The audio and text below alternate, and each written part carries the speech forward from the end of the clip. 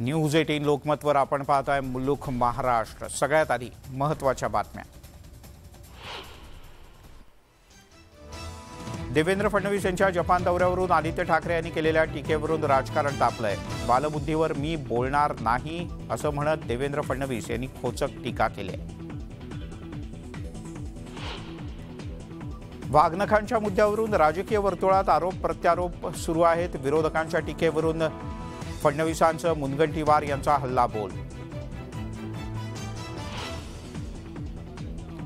वाघनखांच्याबद्दल प्रत्यक्षात मला माहिती नाही, यावरून वाद निर्माण करावा असं मला वाटत नाही। वाघनखाच्या मुद्द्यावरून रंगलेल्या राजकारणावर शरद पवार यांची प्रतिक्रिया।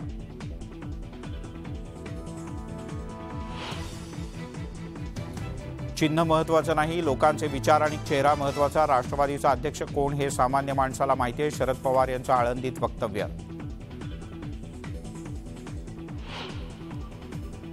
रक्षा खडसे यांच्या जागेवर गिरीश महाजन यांना लोकसभेसाठी तिकीट मिळणार असल्याची जोरदार चर्चा। मात्र या संदर्भात काहीही माहिती नसल्याचं म्हणत महाजन यांनी चर्चा फेटाळल्या।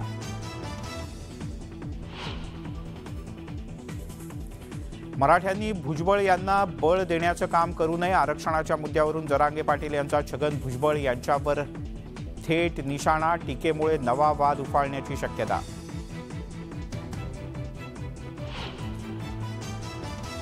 आनंद आणि उत्साहाची किंमत मोजतोय, आपलं कुठेतरी चुकतंय। सणांमधल्या डीजेच्या आवाजावरून राज ठाकरे यांच्याकडून चिंता व्यक्त।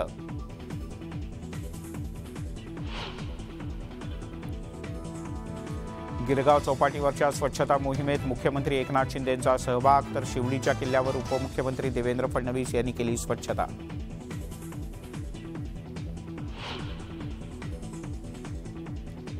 खेडमध्ये सुरू असलेल्या पावसामुळे मुंबई गोवा महामार्गावर पाणीच पाणी। भरणे नाका महामार्ग पाण्याखाली, वाहतूक अतिशय धीम्या गतीनं।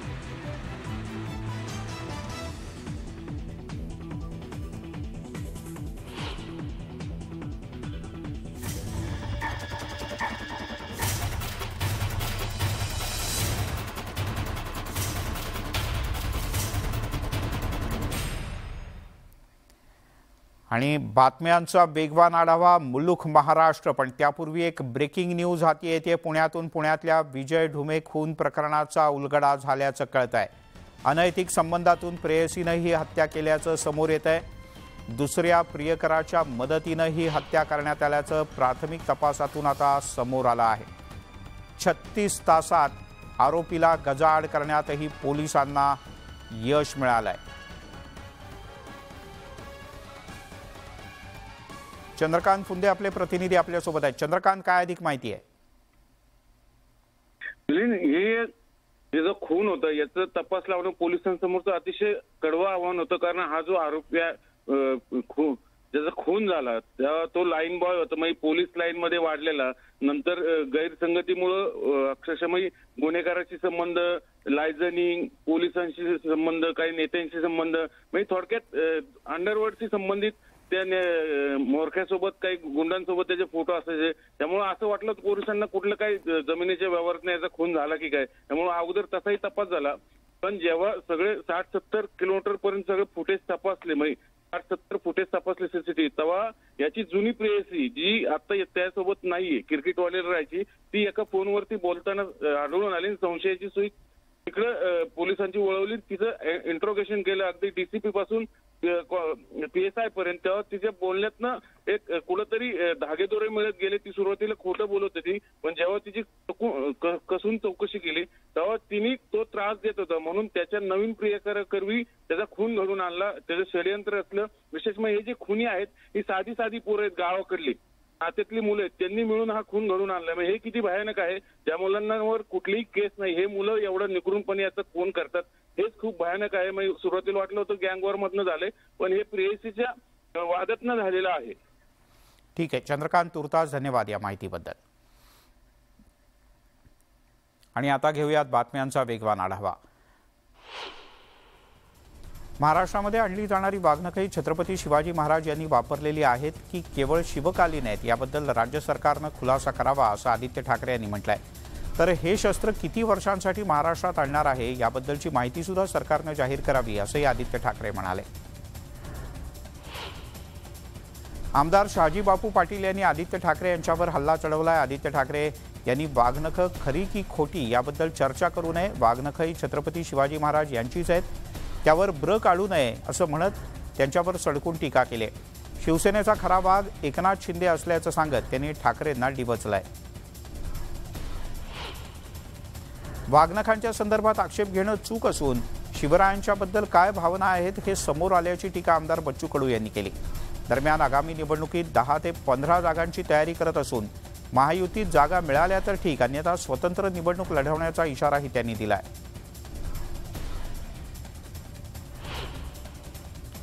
छत्रपती शिवरायांची वाघनखं खरी आहेत का असा सवाल उपस्थित करणाऱ्या विरोधकांनी ही नखं खोटी असल्याचं सिद्ध करावं असं आव्हान आमदार शिवेंद्रराजे भोसले यांनी दिलंय।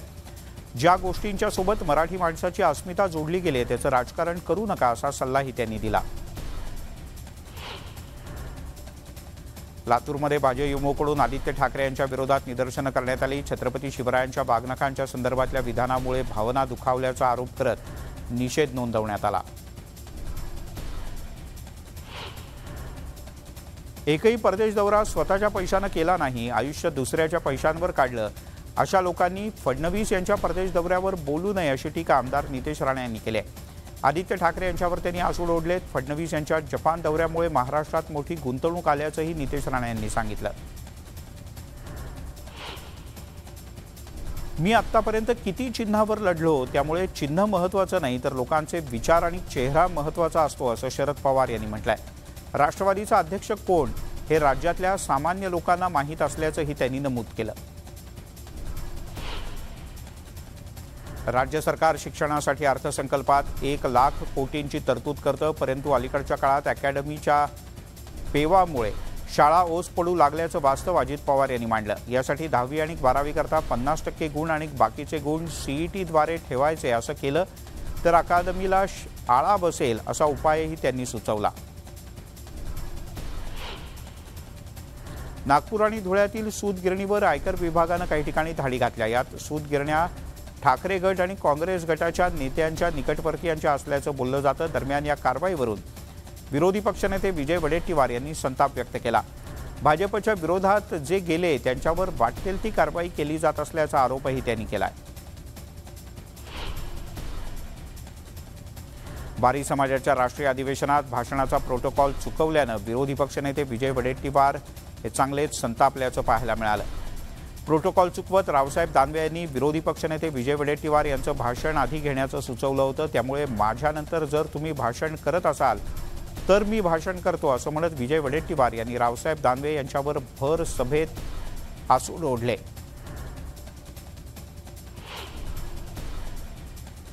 वर्ध्यातून चंद्रशेखर बावनकुळे लोकसभा निवडणूक लढवणार असल्याची चर्चा आहे। दरम्यान आपण पदासाठी काम करत नसून पक्षाचा साधारण कार्यकर्ता असल्याची प्रतिक्रिया विद्यमान खासदारांनी दिली आहे।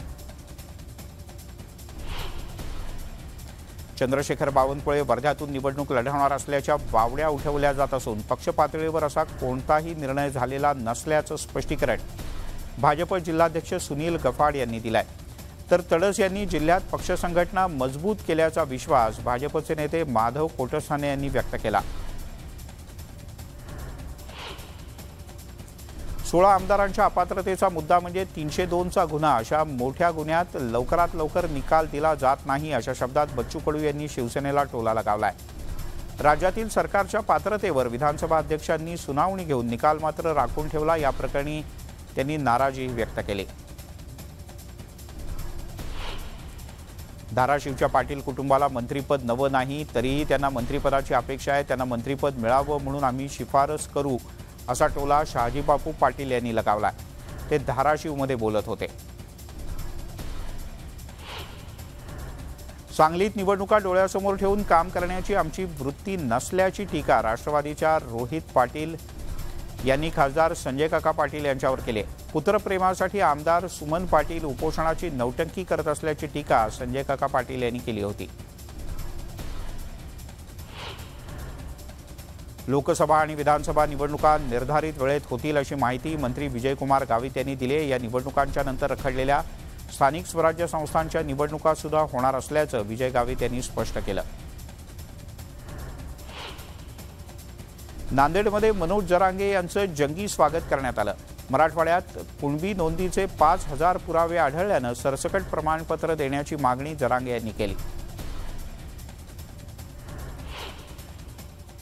आणि एक ब्रेकिंग न्यूज हाती येते। मुंबईतून लालबागच्या राजाच्या चरणी गणेशोत्सवाच्या काळात भाविकांनी अर्पण केलेल्या सोन्या चांदीच्या आकर्षक वस्तूंचा लिलाव लालबागच्या राजाच्या व्यासपीठावर सुरू आहे।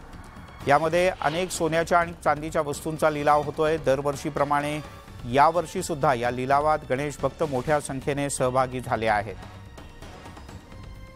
विशाल पाटील आपले प्रतिनिधी आपल्यासोबत आहेत। विशाल, काय अधिक माहिती आहे?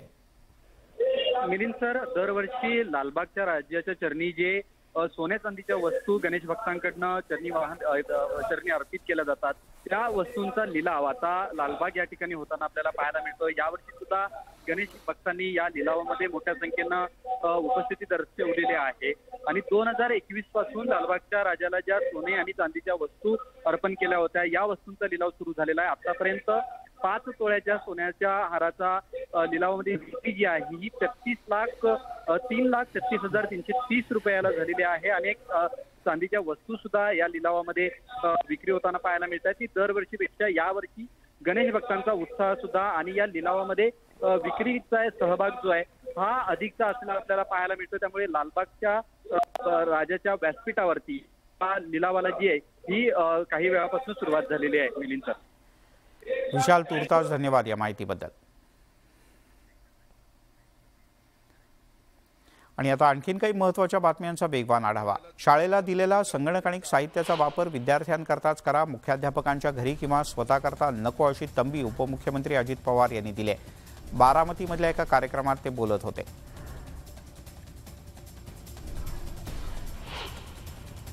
यवतमाळमध्ये आर्णी नाका परिसरात तरुणांच्याकडून भीक मागो आंदोलन करण्यात आलं। कंत्राटी भरतीचा निर्णय रद्द करण्याची मागणी आंदोलकांच्याकडून करण्यात आली। पनवेल ते कळंबोलीच्या दरम्यान मालगाडी घसरल्यामुळे कोकणातील मुंबईकडे जाणाऱ्या सर्व रेल्वे गाड्यांचं वेळापत्रक पूर्णतः कोलमडलं। खेड रेल्वे स्थानकात गाड्या कित्येक तास थांबल्यानं प्रवाशांची प्रचंड गर्दी झाली।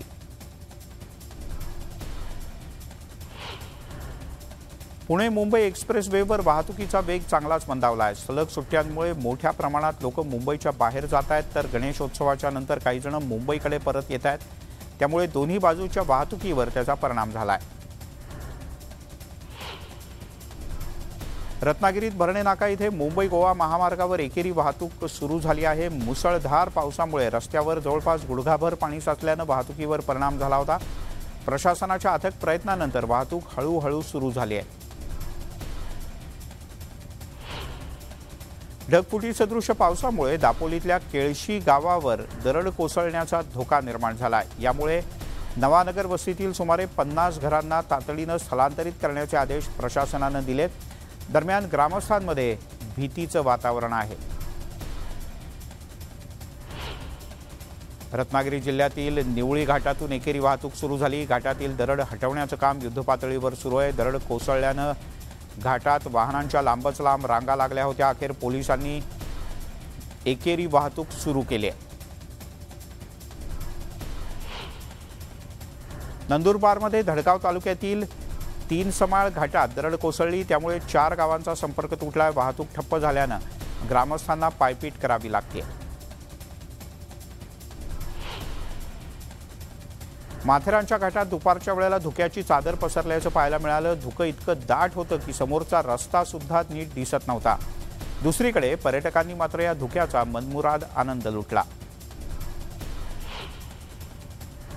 राष्ट्रीय महामार्ग 53वर कारधा इथे अशोक हायवेज लिमिटेड याचा टोल नाका 28 सप्टेंबरपासून रात्रीपासून बंद करण्यात आला आहे। हा टोल नाका शासनाला हस्तांतरित करण्यात आला असून यापुढे या महामार्गाचं 6 पदरीकरण करण्यात येण्याची शक्यता आहे।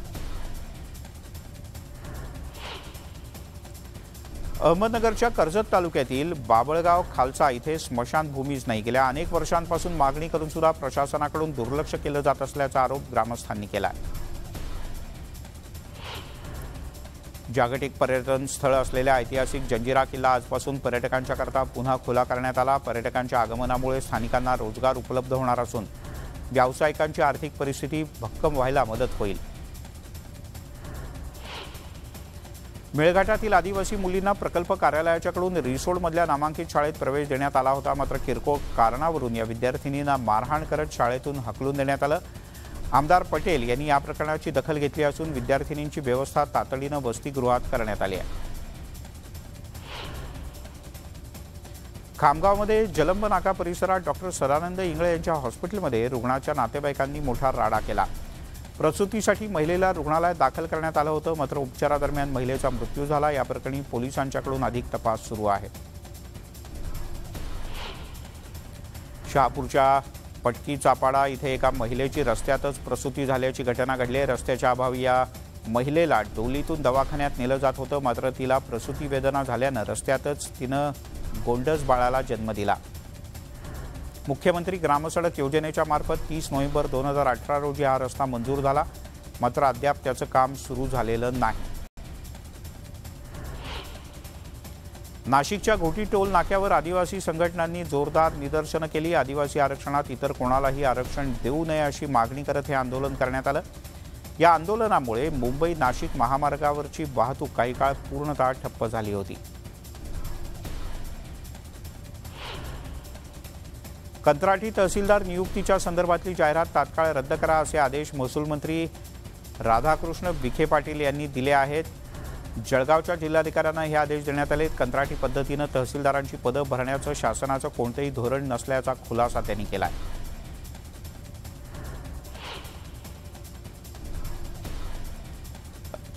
रत्नागिरीतल्या मंडणगड तालुक्यात वेळास गावाला पावसानं झोडपून काढलंय। पावसामुळे रस्ते जलमय झाले असून जनजीवन मोठ्या प्रमाणात विस्कळीत झालं। एकीकडे समुद्र खवळलेला असताना दुसरीकडे पुराची भीती वर्तवली जाते, त्यामुळे ग्रामस्थांमध्ये भीतीचं वातावरण आहे।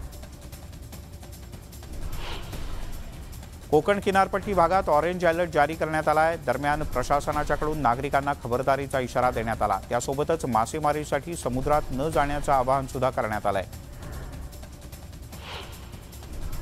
मावळमध्ये जुन्या पुणे मुंबई महामार्गावर सोमाटणे टोलनाका इथे वाहनांच्या लांबच लांब रांगा लागल्या। याबद्दल माहिती मिळताच आमदार सुनील शेळके यांनी टोल नाक्यावर जाऊन वाहतूक सोडवण्याची सूचना केली, मात्र सुनील शेळके माघारी फिरल्यानंतर पुन्हा टोल वसुली सुरू करण्यात आली। उधारीचे पैसे मागितल्याचा राग आल्यानं भुसावळमध्ये मामीनं 31 वर्षीय भाच्याची हत्या केल्याचा धक्कादायक प्रकार समोर आलाय। मामे बहिणीच्या विवाहासाठी या तरुणानं काही पैसे उधार दिले होते, ते परत मागितले असता त्याच्यावर जीवघेणा हल्ला करण्यात आला। पंतप्रधान नरेंद्र मोदी यांनी स्वच्छ भारत मोहिमेला सुरुवात केली। याचा व्हिडिओ त्यांनी सोशल मीडियात शेअर केला। यात त्यांच्यासोबत हरियाणाचा 75 डे हार्ट चॅलेंज पूर्ण करणारा अंकित बैनपुरिया सुद्धा दिसून आला। स्वच्छता हीच सेवा या अभियानाच्या अंतर्गत आज देशभर स्वच्छता अभियान राबवण्यात आलं। मुंबईतल्या गिरगाव चौपाटी इथल्या स्वच्छता अभियानात मुख्यमंत्री एकनाथ शिंदे सहभागी झाले होते।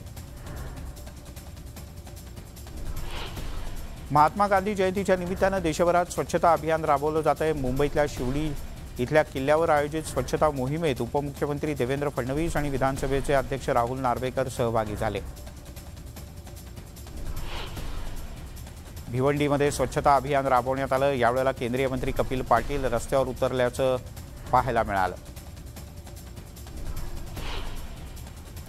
पनवेल कळंबोली स्थानकाच्या दरम्यान मालगाडी रुळावरून घसरल्यानं अनेक लांब पल्ल्याच्या गाड्या चांगल्याच रखडल्या। यामुळे रेल्वेच्या प्रवाशांचे मोठे हाल झाले। दरम्यान काही मुस्लिम संघटनांच्याकडून प्रवाशांसाठी पाणी आणि अन्नासह फलाहाराची व्यवस्था करण्यात आली। मुस्लिम संस्थांच्या या कृतीचं सगळ्यांनी कौतुक केलंय।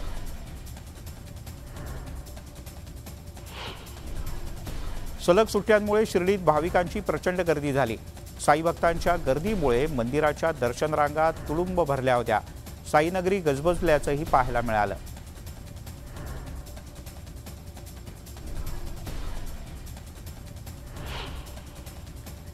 यासोबत महाराष्ट्र सुपरफास्टमध्ये इथेच थांबूयात, पण एक महत्त्वाची आठवण। उपमुख्यमंत्री देवेंद्र फडणवीस यांच्या जपानच्या दौऱ्यावरून आदित्य ठाकरे यांनी काही प्रश्न उपस्थित केले आहेत, त्यामुळे राजकारण तापलंय। भाजपच्या नेत्यांनी आदित्य ठाकरे यांना जोरदार प्रत्युत्तर दिलंय। नेमकं काय घडलंय पाहणार आहोत रात्री 8 वाजता न्यूज 18 लोकमतच्या स्पेशल रिपोर्टमध्ये।